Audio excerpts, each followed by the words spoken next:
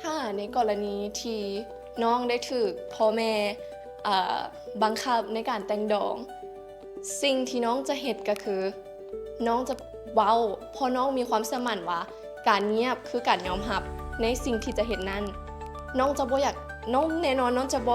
ยอมให้ไผบังคับในสิ่งที่น้องอยากจะเฮ็ดน้องอยากจะเป็นเพราะในเมื่อพ่อแม่เกิดเฮามาแล้ว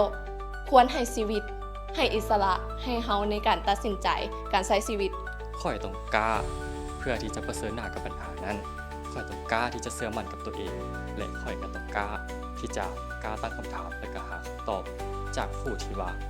ได้มาเสนอสิ่งนั้นให้เราเพื่อที่จะหาข้อที่มันเป็นปัจจัยหลักๆอีดีและแก้ไขไปนำกัน